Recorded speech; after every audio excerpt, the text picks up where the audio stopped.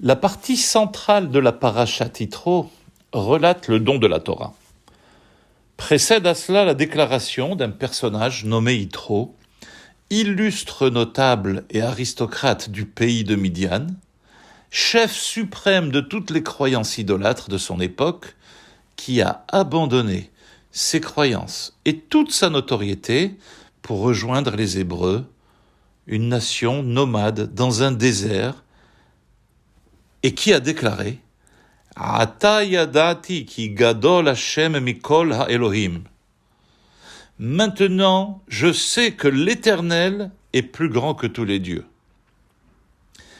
À ce propos, le Zohar, livre de base de la Kabbale, nous révèle un fait incroyable. Dieu a attendu la conversion de Yitro et sa venue pour donner la Torah au peuple juif. Ce n'est qu'après sa déclaration magistrale « Ata yadati ki gadol Hashem mikol ha'Elohim » que Dieu, je sais que Dieu est l'Éternel est le plus grand de tous les dieux, que Dieu déclenche le processus du don de la Torah.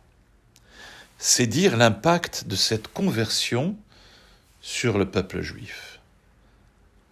Lorsqu'une personne comme Yitro reconnaît Dieu et rejoint Israël, il révèle une vérité divine. Quand l'obscurité dans laquelle Yitro se trouvait, en étant le maître absolu des idolâtres du monde, va se transformer en lumière. Une lumière émanante de l'obscurité elle-même.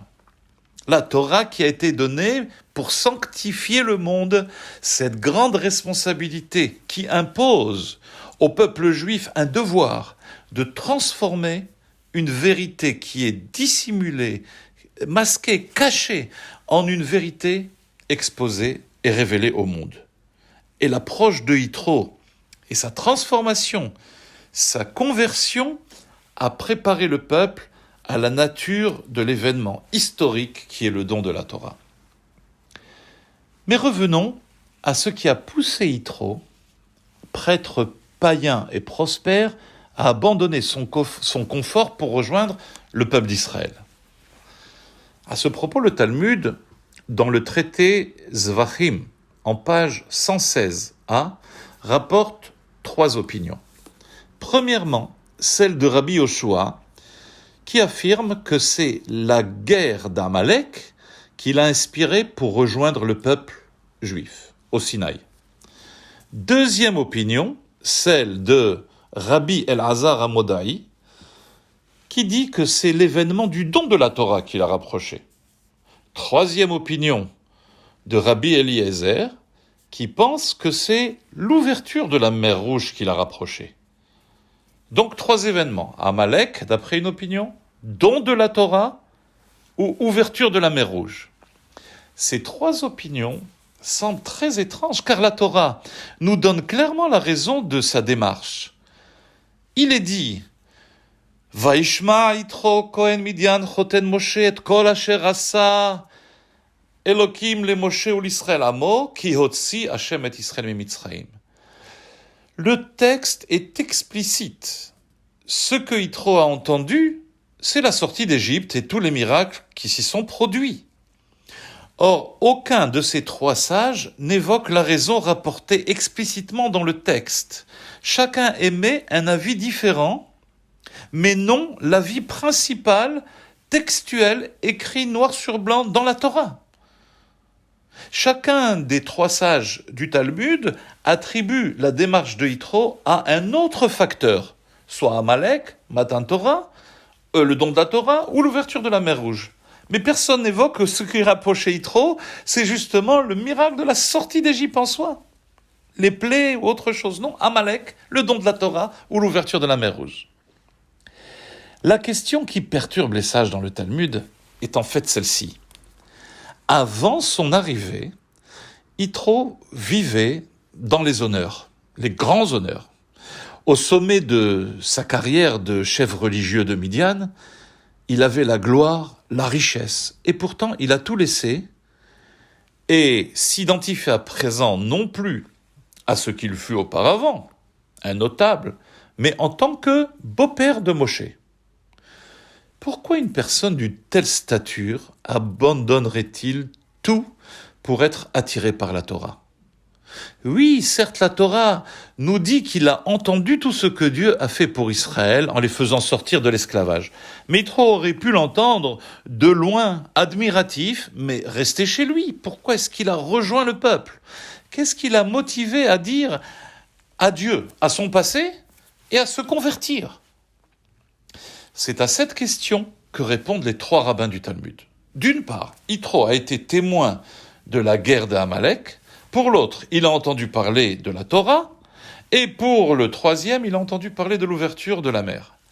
Et en fait, ces 3 événements ont un point commun. Elles expriment l'histoire du peuple juif dans tous les temps. Commençons par Rabbi Yoshua qui dit que Yitro a entendu la guerre d'Amalek. La guerre d'Amalek, c'est le prototype même de l'antisémitisme, qui est intemporel. Pourquoi ?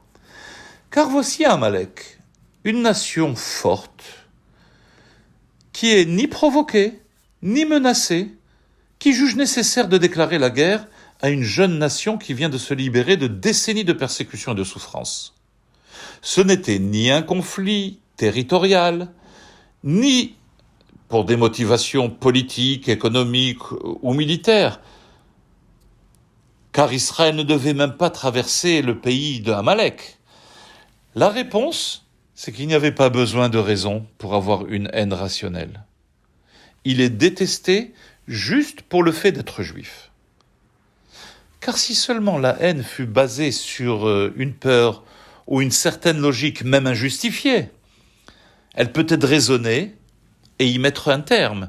Mais Amalek n'avait aucune raison, pas même une raison injustifiée. L'existence des Juifs en soi perturbe Amalek, aucune logique. Par conséquent, ce type de haine ne pourra jamais disparaître, malheureusement. Et ce que Yitro a observé, il s'est rendu compte, pour une raison étrange, le Juif inspire une animosité irrationnelle dans le cœur de certains peuples. Yitro a compris qu'il devait y avoir quelque chose d'incroyablement saint, divin, quelque chose de bon chez le Juif pour provoquer une telle haine. Et cela lui suffisait pour connaître la voie à suivre dans sa vie. Dites-moi qui sont vos ennemis, je vous dirai qui vous êtes. Et il y a la seconde opinion, celle de Rabbi Elazar Hamodaï, qui lui dit que Yitro a entendu parler du don de la Torah. Son point de vue est que si l'antisémitisme indique indirectement la stature morale du peuple juif, cela ne suffit pas. Ce qui fascinait Yitro est que Dieu leur a donné la Torah. Lorsque Yitro a entendu parler des institutions juives, de l'obsession pour l'éducation, la tzedaka, la justice, la compassion, l'amour de l'étranger, l'honneur rendu, le kavod aux personnes âgées, la dignité des malades, le respect des personnes en situation de handicap. Quand il a entendu parler des mitzvot, du Shabbat, de la cacheroute, des téphilines, de la prière et de tous les fondements éthiques du judaïsme, que personne n'est au-dessus de la loi et que chaque personne a été créée à l'image de Dieu et que l'histoire a un but. Lorsque le grand prêtre païen a appris tout cela, il a rejoint le peuple du livre.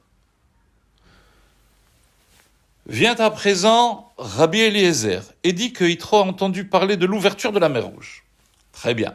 Lui va plus loin. Si ce n'était que pour cette merveilleuse Torah, Yitro aurait pu rester chez lui. Mais qu'est-ce qui l'a poussé à quitter son environnement florissant pour un désert ? Quand il a entendu parler de l'ouverture de la mer, cela lui a démontré une autre composante de l'histoire et de la vie du peuple juif. Laquelle ? Israël a transcendé les lois de la nature. Et tous les schémas déterministes de l'histoire ont été miraculeusement surmontés. Face à tous les tsunamis de son histoire, ce peuple en ressort toujours plus fort, plus dynamique, plus vivant et plus déterminé. Et pourtant, inexplicablement, il émerge par sa résilience. Ce peuple transcende les formules de l'histoire naturelle. Ni massacre, ni torture ne pourront le détruire. Yitro a voulu faire partie d'une histoire qui transcende la nature. Et nous, chers amis, qui avons reçu ce cadeau dès notre naissance, ne quitterons-nous pas nos zones de confort pour célébrer et intégrer dans nos vies le judaïsme ? Shabbat Shalom.